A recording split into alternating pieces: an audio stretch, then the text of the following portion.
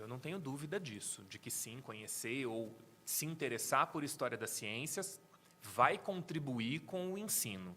É o que eu tenho defendido desde que eu percebi isso na minha formação, né? Uma questão importante, se a gente pensar na educação básica, ensino fundamental e médio, a parte da escolarização que é obrigatória no Brasil para todas as pessoas, a gente tem algumas diretrizes nacionais para essa educação. A gente tem compromissos oficiais como professores de cada área.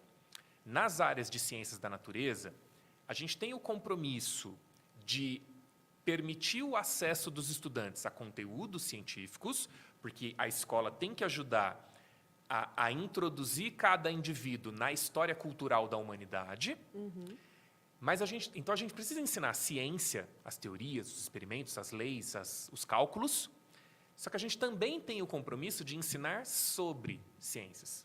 E isso tem a ver com quem passa pela escola tem que desenvolver a percepção de que a ciência é uma construção humana. Ela foi feita por pessoas, ela incorpora valores estéticos, ela incorpora interesses sociais, ela é afetada por grupos de interesses, por classes dominantes. Então, a gente precisa conhecer que a ciência não está dissociada do social. Sim. Nesse aspecto, a história ajuda muito.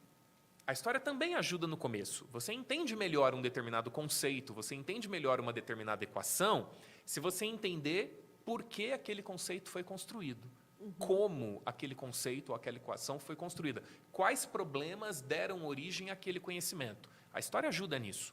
Só que a história também ajuda a entender essas relações, a ciência como uma construção humana.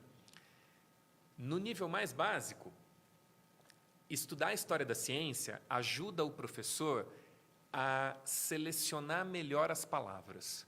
Essa é uma coisa que eu sempre admirei no Paulo Porto, meu orientador de doutorado.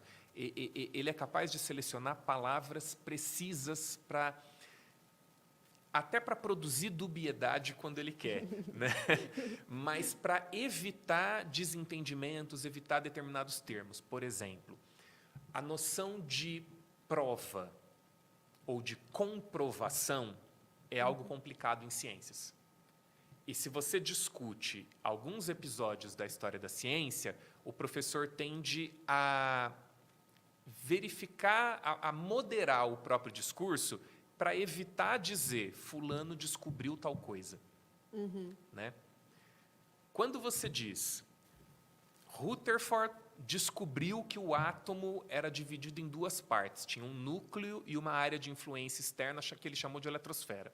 Né? Se você diz Rutherford descobriu que o átomo tinha núcleo, você está afirmando que o núcleo existe. Você está afirmando que isso é uma realidade sobre o mundo. Isso distorce a noção de modelo científico. Isso é diferente de dizer Rutherford propôs um modelo que descrevia o comportamento do átomo em função de duas regiões. Uma menor, que ele chamou de núcleo, e que concentraria toda a carga e toda a massa do átomo, e uma outra região ao redor, muito maior, praticamente vazia, praticamente sem massa, que contrabalancearia a carga do núcleo.